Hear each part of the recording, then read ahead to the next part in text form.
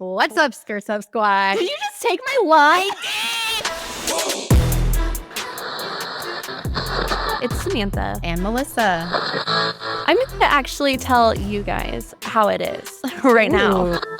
It was so fun. We couldn't even make it up. I'm going to do it. I'm going to wear it in public. And she looks at me and she goes, that's what Jesus is for.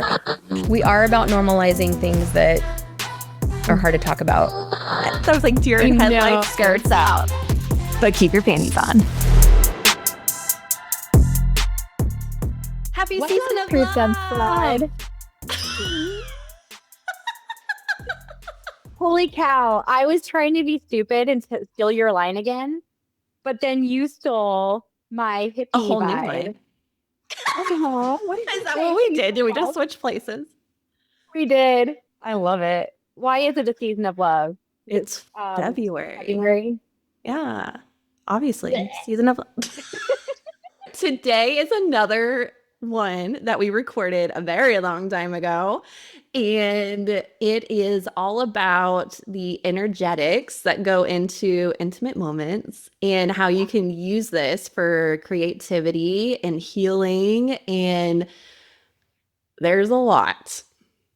This was so much more than I expected when we started talking to her, and I won't be long because I want everyone to get into it. I'm excited for them to hear her, but I kind of expected sex magic to be more sexual, but it's a little bit more magical. I don't know how to explain it. It's more like a lot Sex of magic. intention, and it's just so interesting.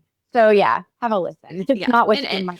And bear with us because keep in mind that this is like, it was butt ass early for us and very late for her.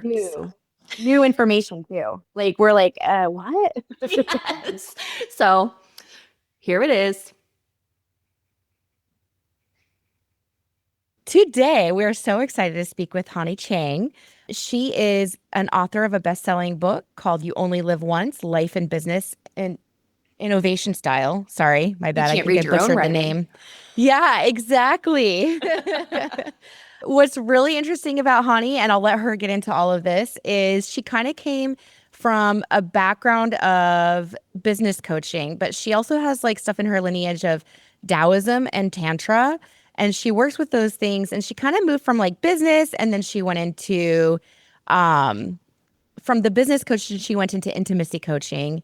No, I'm sorry. I messed up. Business coaching, she went into health, if that's right. And then from there, it kind of like went into the intimacy coaching. She has like 33 different modalities of credentials behind her. And then she's kind of taken a lot of things from her Taoism and her Tantra training, which I probably am messing that up, but we're going to ask her about that to kind of, she's taken a lot of those things to, this is too long. No, you're doing great. I'm just like, man, look at her taking this on. You combine it all into a program called Sensual Liberation Program, which Sensual Liberation Program. Okay. Sensual Liberation Program. So it's really like to eradicate all kinds of blockages that we might have to connect with our inner sensuality, which is how alive we feel inside, and then bring that out in the form of connection with our intimate partners, or the way we love, or the way we enjoy life itself, so that life in itself is a pleasurable, sensational experience. And of course, we talk about eroticism and like multiple orgasms, how to create energetic orgasms, full body orgasms, non-ejaculatory ones, but more from a stance of connecting with our own bodies rather than it is about pleasuring another or creating it in another. Although that is down the line, the more important part is to treat it all as meditative experience. So there's this sort of like where this stuff is kind of aligning, kind of converging. Like, where does all the healing converge? It's when we're whole and harmonious. Where does all the energy stuff converge? It's when we're feeling more aligned and more congruent. And then where does all the breathwork converge? It's like where we're feeling like, all the meridian, like the energies are flowing, the meridian is unblocked, and that life force is just flowing through us. So that's sort of how it all connects. This is so fascinating because immediately, Sam, I'm listening to you, Hani. Sam, I'm listening to her and I'm thinking, okay, I see how you're kind of moving from business to health to the tantra, or not the tantric, but the intimacy coaching. It's like because a lot of people understand things, but they're not good at teaching. And I'm just seeing that like you were a coach first, and then you started like taking that and like transferring it into things that you were interested in and learning more about it. And so like right now, just just explaining about the intimacy side of things, I was like, she's good at this. I'm so excited to have you on because Thank you're you.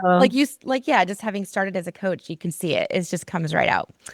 I told you, honey, this is early for us. Our brains are not connected yet. And for Hani, Melissa, I don't know if you realize it's like 9 p.m. for her. Yeah, where are you right now, honey? I'm If you in could tell us. Singapore right now. Yeah. Where? Singapore. Singapore. Okay, got you. Yeah, Okay, yeah. so it's 9 o'clock. Do Yeah. you live in Singapore, or are you just visiting right now with I family? am living in Singapore and my website is called tantrasingapore.com. And so I do have like a presence here and I also work in other countries as well, Hong Kong and multiple places and do retreats as well. So it just depends on where the work takes me. And then I will take my little caravan of with me. Mostly my clients are online. We do have Okay. clients, so it's location independent. So you didn't mention it, but I'm guessing also the USA. The USA sometimes I pop in and out, it's depending on who I'm collaborating with there. Okay. Yeah. So I didn't say this in the intro, and I really think it's cool, but you've also been on like CNN and NBC, like news networks, Yeah. sharing some of the stuff that you do, so that so you really have a wide reach.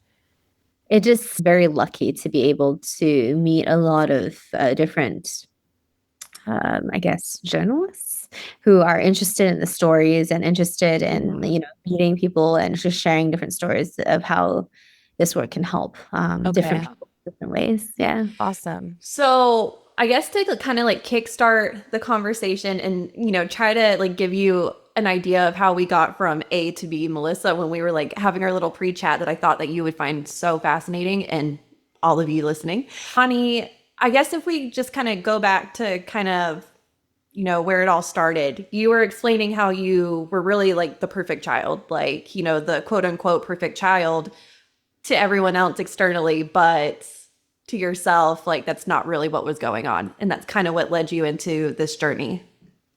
I think like basically in the in my teenage years, or a teenage or even high school and then college, I always had this idea of like what I needed to be in order to feel successful or to feel validated or to feel like my existence mattered or that it was worthy of connection and I don't know, like attention. Which I think we all battle. Yeah.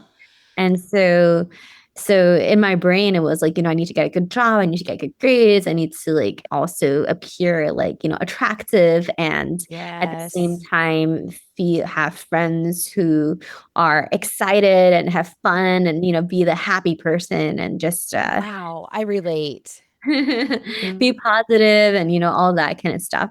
And so and it needed to be in a certain way and then at the same time I was like trying to figure myself out like what do I actually like I do like arts but then like science is more valued in Oh my gosh, I feel like you're speaking, you're telling me my own story.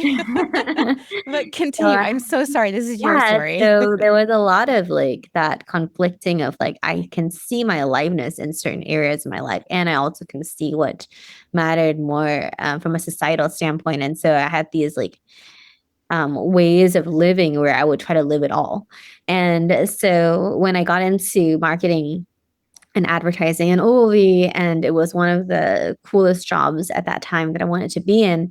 I realized that actually, I had a 15-year disease and I was like kind of a form of bulimia where I would actually throw up 10 times a day up to, and it was uncontrollable. It was probably anxiety driven that no doctor or psychiatrist or psychologist or any other specialist could figure out because their solution was just take more drugs, or take more medication or something like that. So wait, just to make sure that everybody is like on the same page and following you. So it wasn't like bulimia is when you like are throwing up, but Yeah. you're doing it on purpose. We But were it doing it sounds on like purpose. you were doing it from, sorry, there's a train going by.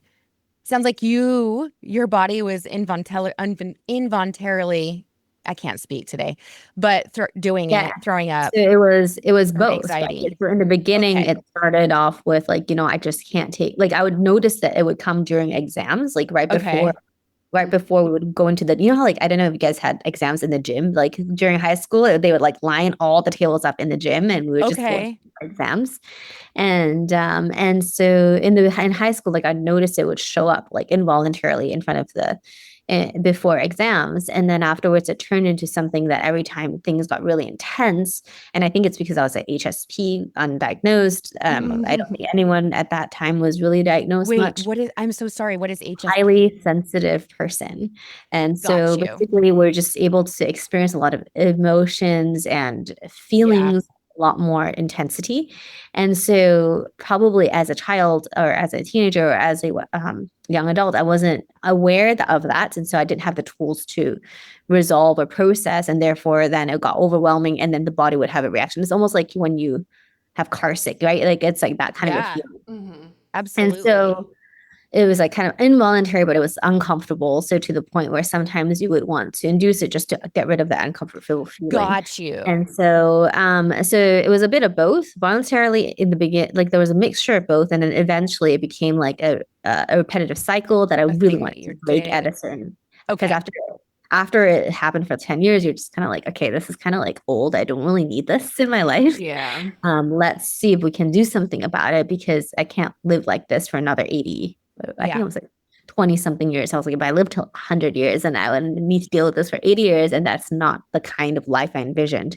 And so I went on this quest to kind of resolve this. And so it works for every single brain tangle, every single like identity tangle. Like, I went through the physical stuff. Like, is it a body image issue? Like, let me go work out. Let me go like take care of my body and my health and my nutrition and my strength. And then eventually it got to a point where I was like, all of this stuff is taken care of. Like, why? Like, I even looked at my ability to feel emotions, which I was completely blocked off from. Okay. Emotions such as anger. Like sadness would be easy, anger would be hard. For an Asian woman, I guess, like, I don't know if it's multiple, but for me, it was just like, it would just directly go from like impulse to sadness. And so even that I had to relearn to understand boundaries and all that. Anyway, so long story short, I found a solution in the format of an inner voice. I actually, in a plant medicine retreat, asked myself, am I ready to let this disease go? So this was at the end of that, like, weekly kind of search. I booked myself in this retreat far away in Spain. And then I asked myself, am I ready to let this disease go? A voice came out through me, said yes. And it Holy wasn't a voice shit. that was controlling. And This is in amazing because I'm sorry. yeah, go for it. I don't want to get you off track. I just have to say, like, because I've been thinking it while you're talking, that it's amazing that you decided to find the root of it. Like, what is this from? It's not just because it's happening to me or I'm just a bad person and I keep doing these things, but like it's stemming from something, whether it's in my childhood or whatnot. And so you went and actually tried to find the root of the cause. And then that's why you're at this retreat. I take from what I understand. Yeah, I mean, that's why I had so many modalities under my belt because, like, I was like, oh, maybe I'll go do neurolinguistics, and it's like a brain thing, it's a subconscious thing. Maybe I'll do breath work, and then it's a thing in my body and somatic system. Maybe it's a psychology thing. So I enrolled a lot of psychiatrists and like went through all the general anxiety and the depression and the this and the You're that. It's like amazing because it's I was hard like, oh, work. this doesn't work. Yeah, it's Yeah. a lot of We're focus. actually like really similar because I'm also HSP and then went through the physical reaction of like the seizures, which It comes has in then, different ways. That's yeah. And then right. it's You led guys me talked into the about that. RTT, which is the like all the modalities you just mentioned. So Is Exactly, one but of even them. Yeah. RTT, right? yeah. Or even the TRE, the trauma response stuff. Yeah. It makes you try a lot of things, and you're like, is this Yeah. going to help me or not? And then when I realized it helped me in this portion, but it didn't help me in that portion, then I would take the part that helped me, and then I would move on to the next modality. inner dance, like, connecting with your voice, connecting with your, and then eventually I had just had this collection of stuff that I had done. And then when I heard that yes from within me, not only did I know that the disease was going to stop, like I had this like full-on knowing, full body knowing, I also knew that I needed to leave what I was doing, because I needed to, the reason, suddenly it became clear to me that the reason all of this stuff happened was because I was meant to do something different with my life. And that I was meant to continue freeing myself. Rather, how do I put this?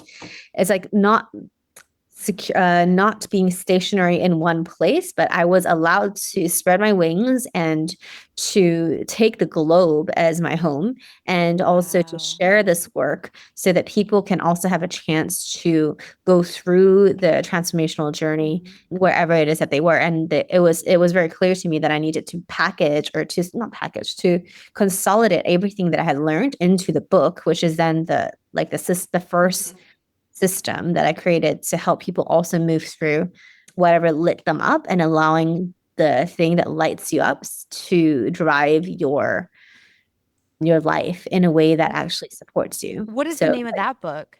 So it's a You Only Live Once Life and Business. That's how that book was born, 2017. Translated into Chinese the next 2 years. No, 2017, and then translated into Chinese, and then went all over the world to promote that book. And then in that process, also learned, I had been meditator since 2008. And so then brought meditation into it, but then modified meditation practice with shamanic practices, with breath work, and then now with a lot of deep energy work. So for example, energy work, we focus on this idea called the infinite being and the infinite body and infinite pleasure. So being able to connect with not only, so this is the spiritual aspect of it. So we have like the practical aspect, the energetic aspect, and then we have the spiritual aspect, which is non-dogmatic, that connects you to a greater part of you that exists outside of the borders of your skin. And then we've also got like the just like the effectiveness, like the super effective part, right? It's like we need to actually like live on this earth and actually create change and take action, and we need to be able to deal with the triggers that are in real life happening. Actually apply all these things.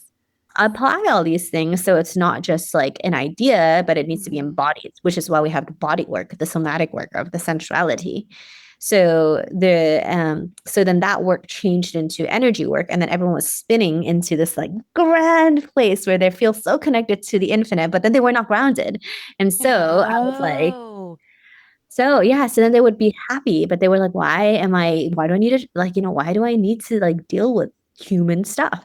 And so that's when I started learning a lot of body work, like tantra massages, massage itself, dance as an embodiment tool, started training dance. Brazilian Zouk was one of the modalities or styles that facilitated freedom, and a lot of freedom, but with structure, with intimacy as well, because as a partner dance, it's quite close. What's it called? Brazilian what? Zouk. Zouk. Okay.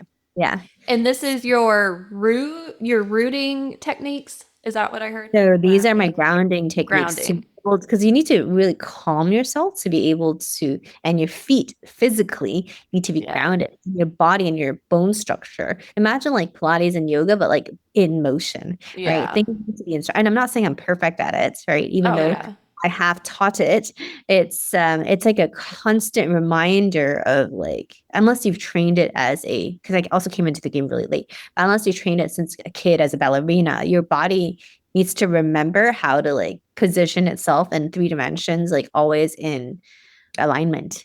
And then what are the 3 dimensions? XYZ coordinates. Oh, not what I was thinking. Okay. Yeah. So when I'm talking about 3 dimensions, it's like when your body, so yoga is a 2-dimensional exercise, right? It's like static, like you're on a mat.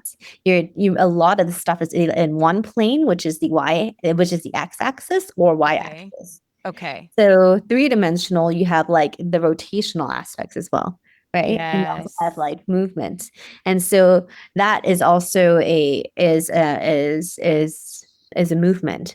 Okay. And so the reason I liked that particular dance is because it allowed energy to flow through the body and be digested in the form of movement and then being shared with another person. It's very complex. Wow. Bringing it back to healing modality, when I'm working with clients like one-on-one, or we're working with the body, or when we're working with trauma, or we're working with like stuck energy, we're working with movement, the body, as well as the heart, as well as the genitals, because our yonis or our lingams or vaginas or penises also have a say and have an energy and have input into whatever topic it is when it comes to trust, when it comes to commitment, when it comes to love, sexuality, sensuality. And so when we're moving energy through us, we are resolving it intellectually while also resolving psychologically, also energetically. It's like, and sort of like meta psychologically as well. Like, oh, what are all the constructs within society that's stopping me from feeling pleasure or feeling okay with addressing my truth in this moment, or feeling okay in setting my boundaries, or feeling okay in actually hearing my inner voice, right? And then we go into the body, and then in the body, we're like, okay, what do I need to massage out? Where does it actually live? And why can't I speak up in these situations? Is it an idea that I need? Do I need to move? So when we're addressing any topic, we can come at them.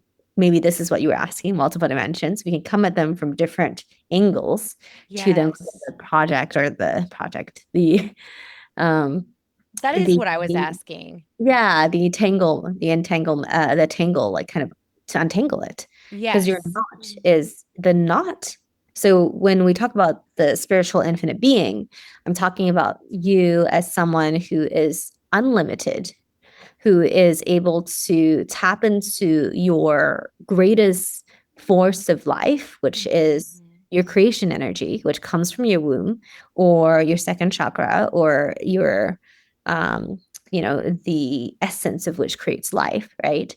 And so when you're uninhibited, you're able to tap into that source of confidence, that's inner confidence. You're not sourcing it from a diploma or a status or an award or a salary or a promotion. You're sourcing it from your field of energy and your strength, right? And so when we can actually do that internally, physically, physiologically, and move that energy up, almost like Kundalini, which Tantra also welcomes, then you're able to move the energy through your body. And then from there, with intention and meditative practices, you can focus that energy onto into love for your partner, into love for your family, into love for your community, or into a project that's built out of love, which is sex magic.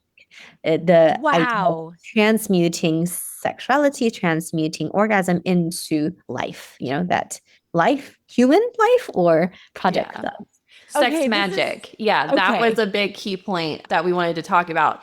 Sex magic, when we say that, or when you say that, are you talking about like literal penetration of like sex magic, or are we talking about the energetic movement of sexuality? And you can do it in both ways. There are methodologies that are covered in the different texts that talk about it in a penetrative orgasmic state. You are holding your vision in that field.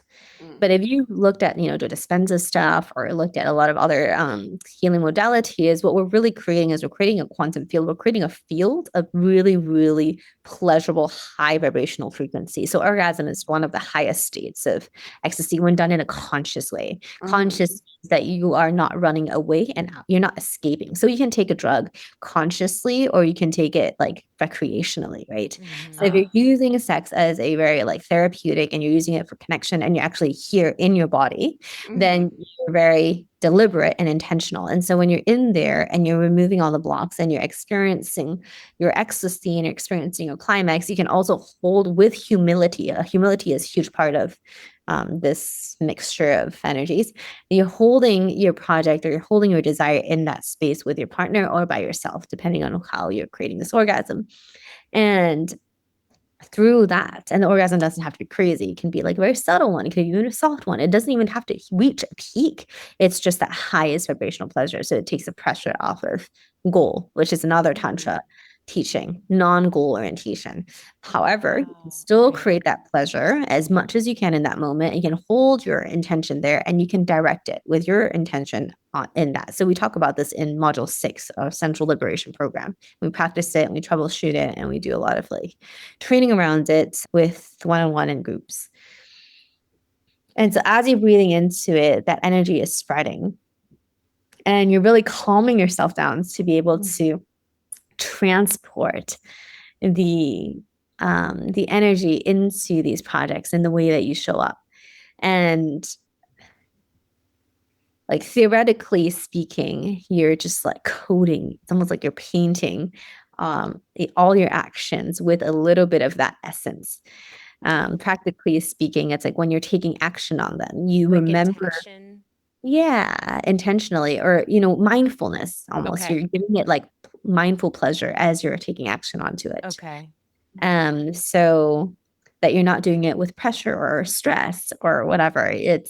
Or like, the feeling of contraction you're experiencing, when you're booking in a calendar for that particular project, you're booking it in with love and with Okay. joy or with expansion. So that's how it reduces it down to like, how do you even act day to day around that topic? If it's something to do with like resolving a conflict in a relationship, then it's also coming at it from a place of expansion rather than contraction, abundance instead of scarcity, because that's the orgasmic energy. So I have so many questions. Yeah. I'm thinking about how you're talking about how the creation, you said creation energy comes from the womb, which that Mm-hmm. makes perfect sense. Like that's why we've got like, so many Human. different, well, yes, humans, that's why we have humans.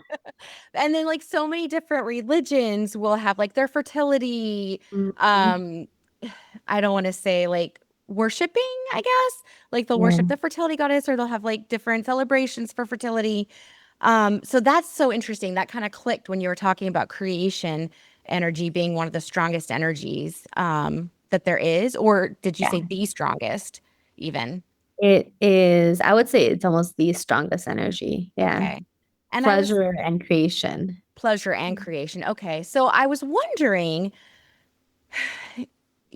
we're not just talking about sex alone when we're talking about sex magic, but we're talking about learning to find that same kind of pleasure and that we might feel during sex, like throughout, like all the time, or try to access it all the time. Is that what we're talking about?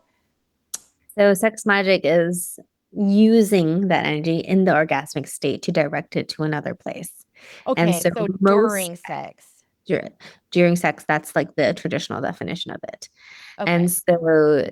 so during sex or during self pleasure, right? Solo or partnered sex. Okay. So so that's sort of what you'll learn in all the textbooks, or teachers and training. However, what we found is that that alone is not enough for our students. Like they're not going to get super big breakthroughs if that's all they did. So what I shared with Right. you was more of like a little tip, or a very strong big tip on how we've seen it actually manifest in real life to be able to Okay. connect the theoretical idea into, it's sort of like the difference between, the secret, like manifesting through visualization versus Yeah. like actual manifestation. There's two different, like it's two different tracks. Yeah. And so that's sort of like when practically applied, all the students are not seeing the results don't are different when you apply it in the daily activities versus like just during climax. So yeah, so the second portion is what we teach in Sensual Liberation Program. So that's Is our Sensual Liberation Program your program? yeah, it's my Oh program. my goodness. I Yeah. somehow didn't link that in the very beginning. I thought that was just another modality. Okay, thank Oh, you. Thank you, yeah, yeah. honey. Okay. Yes, So it's our the program. second part you're gonna say. What's the second part? No, you said there's a second tip, and then I interrupted you because I was like, Liberation Program.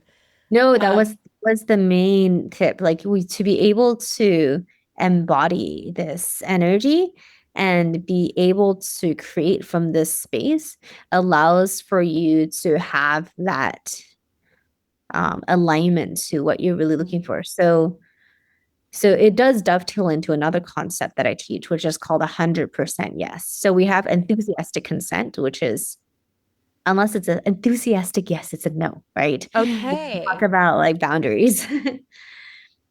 Wow, that's so okay. This is a very small thing, but when I'm shopping, sometimes I'll be like, do I want this or not? I kind of want it. I want it. I want it. And then I'm like, wait, do I love it?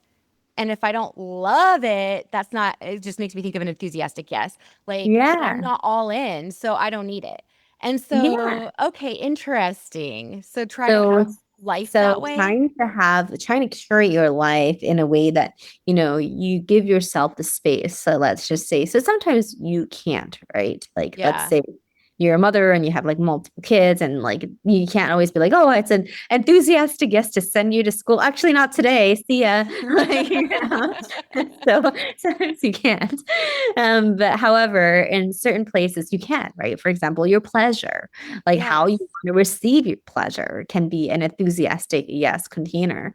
And you can be like, you know what, today I'm just going to explore where all of my enthusiastic yes is with myself, even, right? Like I'm Okay. just not going to treat myself like a robot doll and like put my fingers in the places that I know it's I going to know. create I, certain things. okay. Right? You're like, okay, like where is my enthusiastic yes right now? So it's like you're really being conscious with yourself. Okay. And that translates into how you interact with the world. So every sex thing is a life lesson.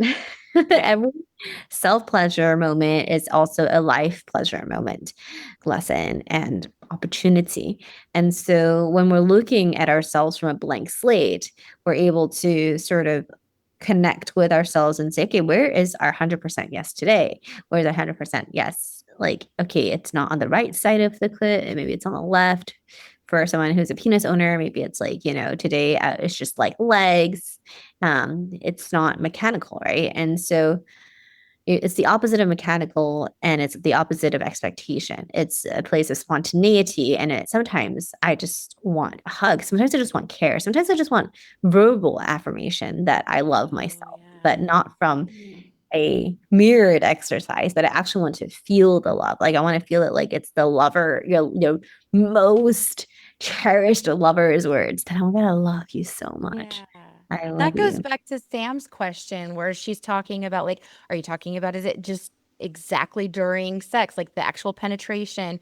Or but you're like, no, it's much more. This set we're using the term sex is more, is pleasure, is Making love. fascinating. We're talking about sex Love. as Okay. making love. It's not penetrate. It doesn't always have to be penetrative. Yeah. Using sex is almost like a umbrella term for creation of love, right? Beautiful. So when we're saying making love, like what makes love? Yeah. So What sex does is make love? What does make right. What makes love? love? What makes love in our Yeah. body, right? What can create love? And Okay. that's sort of what we're looking at. And so these sexual energies, these life forces, when you're creating love, you're actually creating extra energy in you. And that creates Okay. opportunity to put that energy into circulating with the Taoism practices. We do circulatory breaths in our bodies to direct the love energy, life force energy into organs. So we can heal the kidneys or the lungs or the spleen or the gallbladder. We can breathe through that with the five elements, which is in our Taoist practices, or in the tantric practices, we can use it to connect with the divine, right? Like when Yeah. we're having this life, when we're creating love, we can connect it with the divine and allow divine energy to even wash over us to experience that sensation of that connectedness with all and one itself. Yeah. So Can that's that I? shamanic part of it. Right? That's the The shamanic all part. in You're like, oh one. Yeah. my gosh, That's a good I'm the point. leaf on the tree, but I'm also the stream. That's Oh, right. Yeah, I Right. told her about our conversation with Laura, We and I was like, are okay, but every. what do you mean? Like, that we Oh, are a yeah. tree? Sam was very, very literal, but it's like she's like, I mean it literally and figuratively. And I was Yeah, very figurative. And it was very yeah. interesting to kind of The different realize takes like and it can be everything. yeah. So what specifically, I'm not familiar. We have had an episode specifically on shamanic practices, so that's why like I was able to make that connection. What is the Taoist parts? Like what makes What I was about to ask. Yeah. Would you give us just a really brief Ah, rundown without changing Taoism the subject of the 5? is a philosophical, it's a Chinese philosophical pathway. I know I'm interrupting. You said there were 5 practices of Taoism or 5 There's 5 elements. So elements. Chinese use the 5 elements, right? So the water, metal, fire, earth, like the 5 elements. Okay, And okay. then Taoism, it comes from a lot of the philosophies come from Tao Te Ching, like both, like Tao Te Ching is Oh, I have that. I've read well, pronunciation. part of it. Yeah, The and then there's Ching. even a book called like the Tao of Pooh or something. I think like Winnie the Pooh. So so Oh, there I've is seen that book. yeah. So people like it's a very ancient book. And so the idea of Tao is that it's the flow, right? It's the way. So literal translation is the way, but the way is also flow, right? So Yeah. you're going with the flow of nature. And so there's a lot of elements of it that is very organic. Like there you can observe a lot of this in nature. And so specifically from a sexuality standpoint, Taoist sexuality, there's a lot of different. So Mantak Chia is the teacher that I work with, or his work is the one that I draw from a lot around the breathwork practices as well as the philosophies around that. And the reason that it really drew interest of me is because I wanted to find a practice that allowed for sexual intimacy and sexuality to to be really long lived. So there's even a chapter in or a portion of his teachings that talks about making love even in your old age, 80s. And to This me, keeps coming back into our we've had 2 other episodes where we talked about how you don't how older people still can and want and can enjoy sex and it doesn't like go away. or intimacy, right? It doesn't have to Intimacy. be performative. Right. And so, yeah. And so for me, like when I look at a lot of these practices, like even dance or like connection practices in Tantra, which includes a lot of like eye gazing and also breath work as well, different types and touch. I'm always looking at, okay, what's going to give us longevity, right? Because like if we have this energy in our long life, like what's the most sustainable way of creating and sustaining this energy? And so Taoism, a lot of it is healing. Like there's a lot of healing modalities behind it. Using the sexual jing qi is what they call it, the qi, prana, or life force is you're circulating that jing qi. And as a male, a lot of it, it's teaching you how to not ejaculate because you actually preserve it. And for women, when we have orgasms, we actually increase energy. So the more we have it, the better. We're more vibrant, Yeah. right? Oh, And so it's interesting. different. And so men are taught to do non-ejaculatory. In Is tantra that kind of like sorry.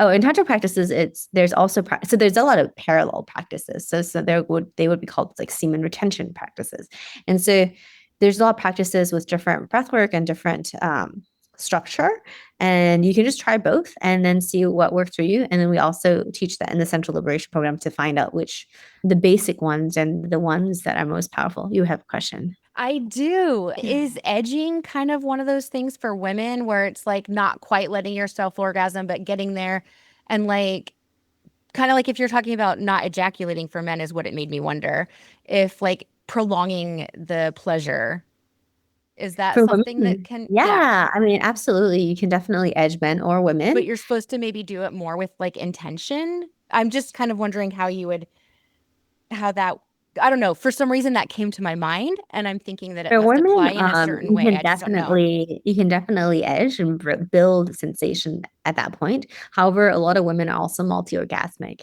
so there is really no loss of you getting there because you can go over and over and over again. That's And true.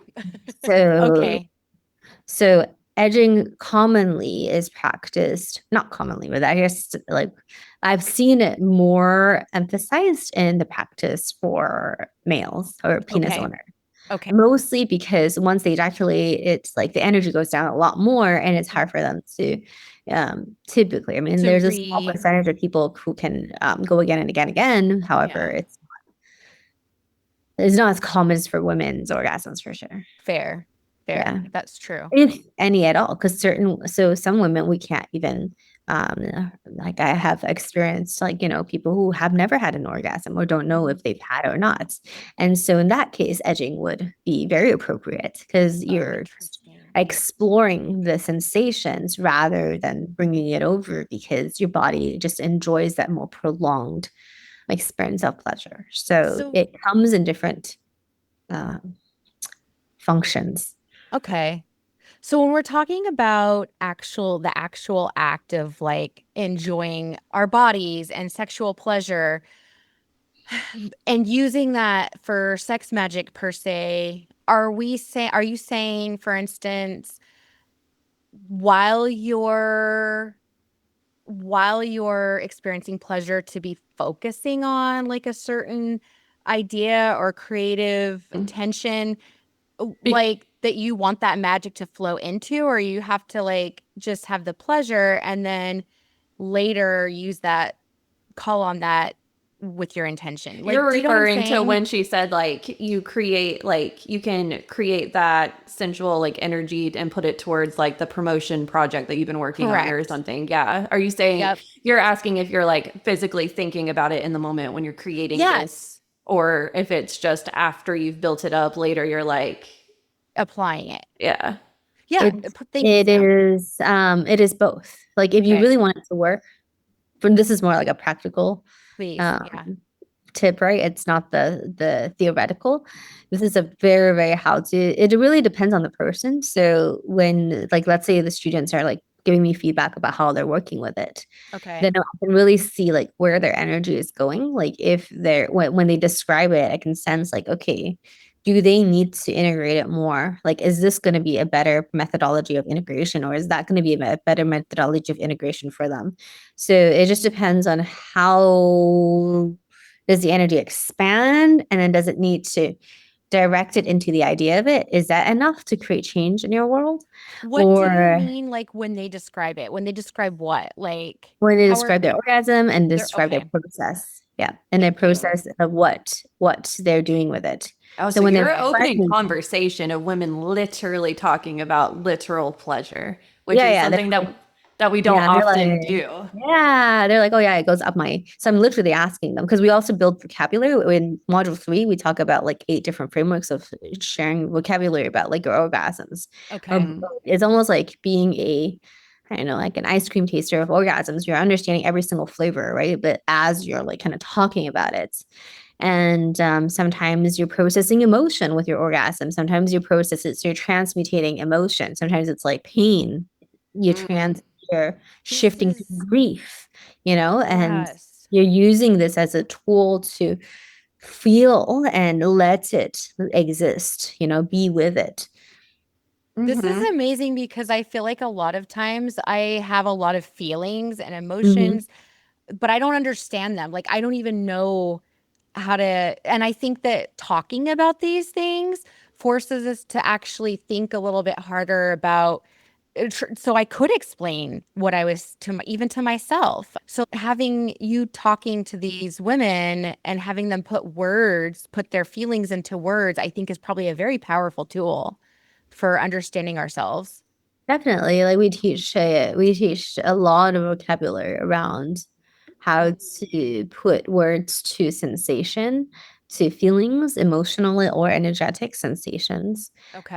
And it really helps couples like build more intimacy as Hmm. well. Oh. Yeah, particularly like with ourselves. This direction of conversation, I think, is like really important for our listeners, as mostly female listeners, particularly, is that we get these like sensations during sex, after sex, that we are just like, oh, I don't know if that's normal, so I'm just not going to say anything. But like sometimes they're really internally like pressing. Like when you were talking about releasing intense emotions, like, yeah, sometimes it does feel like that. And then afterwards, like you have this like rush of just like freedom. And then I know that I've sat there sometimes and been like, what the fuck was that? But then like I realized like it was just all this sadness like coming out of me. And then by time like we're done, it was like, wow, I feel so much better like being able to let that out. So like in the moment of intimacy, letting and allowing that energy of sadness and pressure to build up and build up and build up. And then with the release, like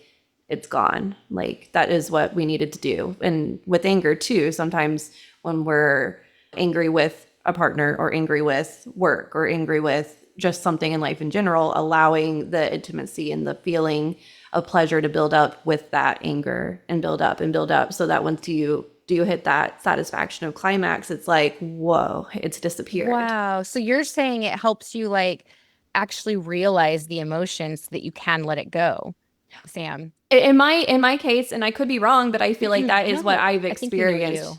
No, that's beautiful. And when you said really, and I don't want to take this away from you, honey. I just have to say, Sam, when you say that rush of freedom, you use the word freedom, like that is something clicked in me when you said that. Like I had never thought of it that way, but I think that's the perfect word. Like for me, like freedom. That's Well, honestly, I haven't had words for it until listening to Hani talk, which is why I was like, oh, why don't we talk about this shit? Because it's like, these are feelings that I felt and like haven't really been able to like put words into like why or like what's going on. But that's exactly what's going on. Like a lot of times, like there's also grief, I feel like that's like intense sadness and like you don't know how to do that. So like, Ada dies, my dog, and I don't know what to do with all that sadness. Like that's like something that's very personal and close to me. But then when I'm able to be like very intimate and close with my partner, like it's like sharing that energy and just allowing it to be there and be there and be there. And then it's like by the end of it, it's like, all right, like we're back at a level base. Does that make sense? I feel like I'm not making sense. it made sense to me. It's very beautiful to be able to experience that. And it's so nourishing. It's a way that it is where we are making love in this case. We're making love with grief, right? And we're making love with anger, we're making love with pain. Some people are able to do that and some people are not. And if we can, like, why not? Some people need a partner. Some people love sharing this experience because some people have a partner to share this experience with and some people don't. Yeah. And so it doesn't really matter whatever the case is. The whole sort of like what we're really sharing here is that emotions don't have to be processed only intellectually. We can use our bodies and our pleasure to process that. Our body has its own mechanism to deal with overwhelming emotions, with an overwhelming release.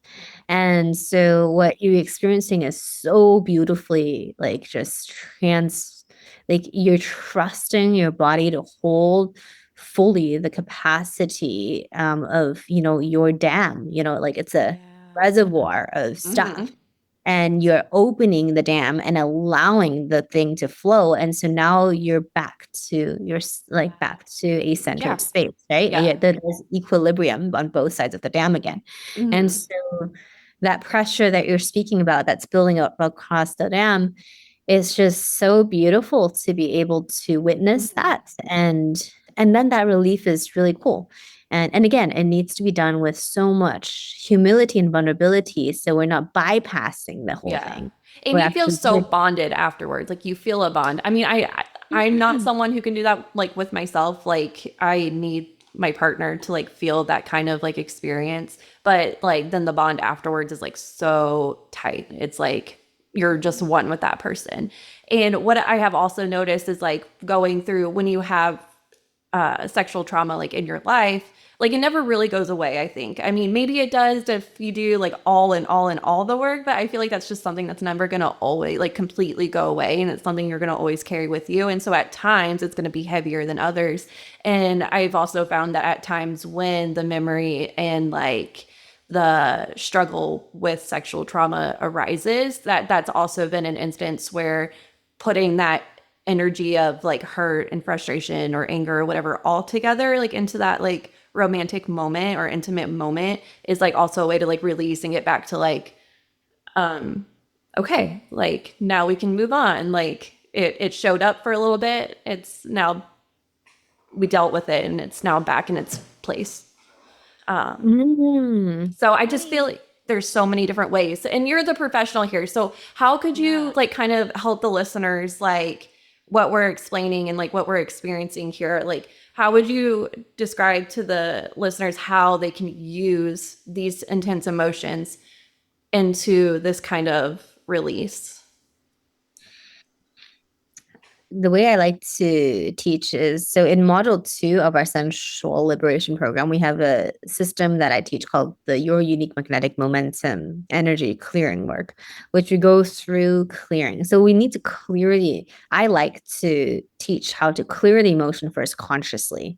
So the stuff in our bodies is subconscious and also somatic, right? Yes. So emotions is stored somatically, it's stored emotionally, it's stored energetically, it's stored psychologically in our brains, and it's also stored like in these like memories that are in our systems, like these little like pockets of memories that gets evoked again and again. And it's also probably stored intellectually as well. So if we can clear out all those aspects and then allow the somatic one to come through too, so the sexuality aspect or like the physical orgasm is a combination of, you know, the rest, the whatever residual stuff, and then allowing that for space to go. So I really like being meticulous about clearing it on every level so that we are not Just putting it aside to deal with it later. Is that kind of I like to be very as clean as possible. OCD, energetically OCD. A thorough. Yeah, because the thing is, if you're not clean, it will come back. And to me, like I like to learn new things instead of things that return. And sometimes they come back, another layer comes back, right? Then you get to process another layer. And but when you really, really, really digest a food fully, like let's say I don't know, like biodegradable stuff, right? Like when you actually can fully biodegrade this emotion, then it returns back to the earth or returns back into the ethers. And so A pure energy, a cleaner energy. It just goes into a different as it form. returns. So Okay. because I want to also honor what Sam was saying, like certain traumas, they can come over and over again. And so that's something different, right? There are certain emotions that can be fully cleaned because they're, you know, they are, I don't know, organic, they're paper, they can go back into the bio. But then some are like plastic, you know, things longer. And some of the material of certain memories and experiences are more intense. And so for that, then I'm looking at beyond the somatics. I'm looking at, okay, like are there synthetic things that are holding it in place? Not Like example. So where's my notebook? I'm gonna move on. Yeah, please do. Oh, if you're gonna go grab that, wait, hold on 1 second. I'll be right back. Oh, Sam's leaving too. Okay. I'm like, I have a whole thing. That could be energetic debt, right? It could be fear-based safety systems. There could be, there's just a whole bunch of, there's Holy hundreds shit. of Do these you things. do you do one-on-one coaching with people? Yes, I do. I Yeah, might so need to go work with through it. you. Yeah, come along. Yeah, for real. Oh, and I love that you just There's said that because I love to say programs. things. It's hilarious.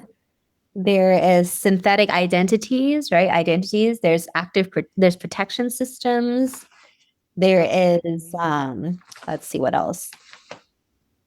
Identity hijacks, like certain things that come in and they hijack you, like when you're Like- triggered state. Oh, wait.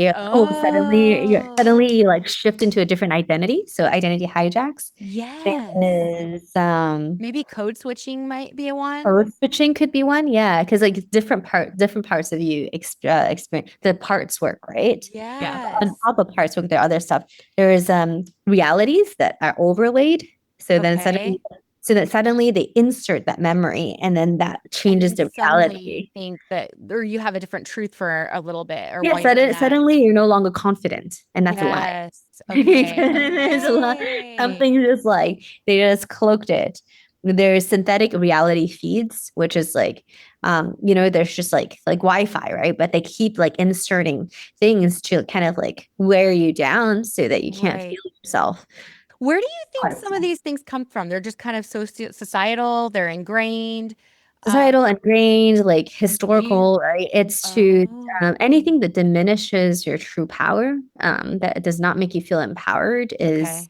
where do they come from? They're coming from wherever they come from I to guess like could even be in your DNA when you say it historical. could That I thought be. It could okay, be, right? There are generational lineages, traumas. maybe something that happened in that lineage, or like they've decided that, it's safer for Our women family to, to not yeah, to be whatever it smaller is. and not noticed because otherwise they Yes. get killed.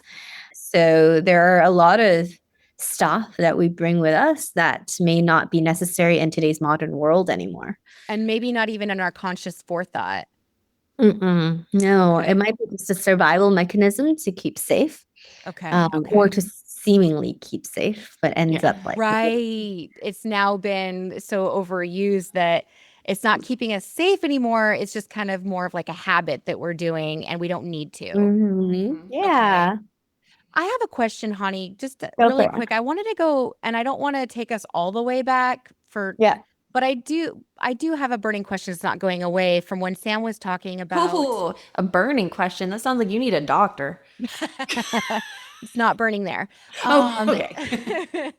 so, Hani, she's like, you guys. So, whenever Sam was talking about, and both of you were saying it, we were talking about release with orgasm and emotion and how powerful it can be. And I Mhm. have experienced that. Yeah. But something that Sam said, you said you like you're able to do it with a partner. What would you say to somebody, honey, who, yes, I've been able to have those feelings and emotions alone, but Mm. I've never really been able to have them on par with a partner. Like I Mm. would say I feel like my partner's on another plane. And I don't Mhm. feel like we're There's a connection. I don't feel like there is maybe it's even a safety thing where I feel like I don't really want to be maybe I'm having these Emotionally emotions. Yeah. Yeah. Yeah, maybe. And maybe I'm having these emotions, but my partner is just kind of like going through I don't know what would you say to somebody who's in a I situation think like it's that? a really valid question because Thank you. sometimes your partner can be very supportive, right? Like Sam's partner can maybe be very, very emotionally attuned to her. I Yes, don't know, I'm just that. making this up, right? Because I You're don't know your actually partner. already exactly talking about what I meant to say with better words. Like, yes, person Yeah. who's got someone who's with them that's not at all emotionally attuned, whether it's to themselves or To us, you. to Yeah. you. And Yeah. so when you're in a very lucky and loving relationship where someone can feel your emotions, it can feel safer to emote with their presence because they're holding a very like trusted safe space. It's kind of like if you go into a psychedelic and you have experience and you have a sitter, right? You're not going to be with Yes. someone whose energy is like all over the place or unpredictable. You want It's Yeah. someone so who you know important is Yeah. going to to be with be the a right good people. sitter. Yeah. Yeah. And so it's sort of like you're going to very vulnerable space, right? And you don't know what's going to show up. But if you don't know that you can trust that person to have your best interest, then you might not be able to fully relax. And with yourself, sometimes we trust ourselves more than we trust others. So it's Yeah. not all of it is better or worse. It's just like what's more safe, what feels safer. And so what feels safer. So the key to it is safety. Safety Okay. creates possibility for true release. True release means authentic release means like all, it doesn't have to be all of it being released, yet it is as much as possible, right? Yeah. Or maybe everything that is being released is authentic and It's authentic to the moment, to whatever Yeah. safety okay. you're feeling. So Okay. the more safety, the more can release if there is more. But whatever is being released is accurate to whatever is present with the people or Mhm. person who is there. Sometimes the emotion doesn't even feel like it's safe with ourselves. And so, That because maybe we don't trust ourselves to hold that level of grief. So, we have to sure. also train our capacity to hold larger. What if it's betrayal, right? What if we're dealing with like a loss of identity? Yeah. Um, Mhm. and we can't face that, or the fear of being left and abandoned forever.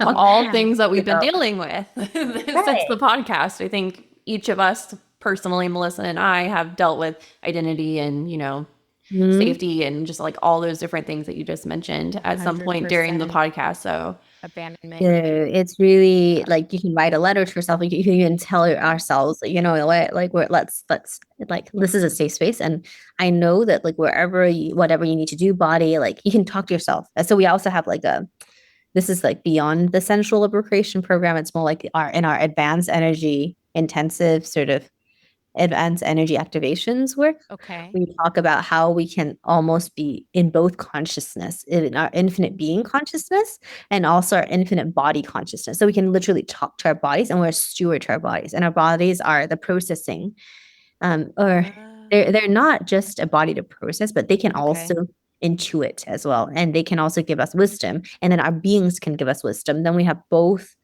wisdoms and intuitions, while we also have, the brain, which is like the analytical side. So then you can hear your body. Yeah, because I think on a cellular level, our bodies know what we need now that you say it. Yeah. And we're in authentic body, but we're in a synthetic So construct. would you say that it's bad? I don't want to just say, I don't want to make things black and white, which I usually don't have a hard time with. But right now in my mind, I'm thinking, well, wow, we're talking about being safe and having these moments of truth and authenticity with ourselves. Like, so say I know I can do that with myself and I can't necessarily do that with my partner, but I'm with my partner long right. term. And Like, I'm the how do opposite. you, So like, how are you? yeah, how do you like rationalize that in your mind? Do you just think, okay, well, maybe the sex that we have is just recreational?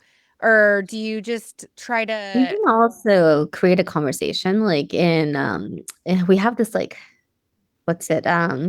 We have a communication framework within module 3 out of 8 different frameworks, where we actually set the intention of the session, right? So you okay, can set a ritual, and in module 5 we talk about the whole full ritual, where you can like go through like different parts and pick together like what you want to include and not include in the ritual.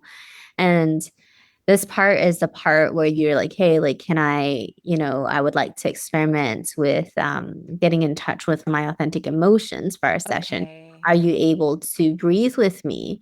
Or are you able to, when you feel a sensation, I need you to pause and let me lead the pace, because sometimes thank you you. get Okay. distracted because Oh, they're in yeah. they're on a different rhythm, and I'm like, dude, like I need this to be a lot slower, Yes. and so it's really like communication and So could, understanding. So all the things I just shared are like models of different things we could say, and and then vocabulary. you could like practice working with them on the things that their intentions when they try to set intentions. Like you kind of like take turns. Take turns. So maybe their intention is to have sometimes people are more physiologically driven, right? So Yes. sometimes they're like, I want to have this kinky experience, or they're more like, oh, I Yeah. want to experience this type of this turns me on more. Like, let me try to play with toys or something like Yeah. that. Whereas like for some other people, like I find it great arousal to be doing inner work, and So it's like I'm loving that, like, it sounds like you could take your framework when Sensual I'm Liberation Program. that's in the so it sounds like you could take it and you can work on go through the modules with a partner and kind of become more authentic in your relationship too. Yeah, so all the relationship stuff is in the Sensual Liberation Program. That's And right. You have like two which different is, yeah, ones. which is separate from the You Only Live Once. That's more Oh, of I'm the sorry. That okay. I was thinking Central Liberation Program was was what was in that book. Is no, the no, no. Central Liberation System its own book? That's It's its just a own program. program. It's Yeah, it's only a okay. program. My bad. It Yes. has printouts and stuff and workbooks, but it's And its to own be able program to do it, like, and get access to those printouts and the workbook and such, we sign up for the program through through the you. program. Yes. Okay, got it.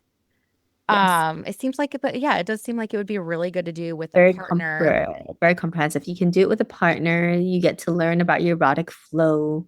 You got to learn about all the different breath works. So you learn each one. So like during orgasm, how to breathe or before and after. And then you also learn how to talk about things before and after. And so after a sex session or after intense release, how do you reflect upon it to prolong the experience, but also iterate upon it to have more bonding, more pleasure, or also correct and address any parts that were uncomfortable with friction, so that next time it doesn't show up again, so that you have the opportunity to actually have 100% yes next time. So are there any parts that I thought I was 100% yes, or I didn't even notice I wasn't, but actually thinking back, hey, like, that part was a little like maybe my vagina wasn't really ready to be entered, and I would have liked it to be a little slower, in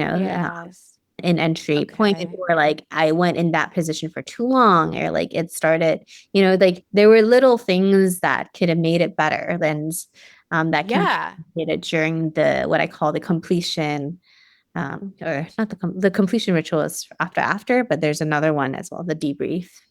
So I have a whole like little structure. This is amazing. Wow. Like, and every time I had a question, or Sam did, I was like, I wonder if we're gonna stump her, but we haven't at all. Like, because you have thought all of this out, and it's like you have this is brilliant. Thank you so much. We'll let you go, and just know how grateful we were for tonight.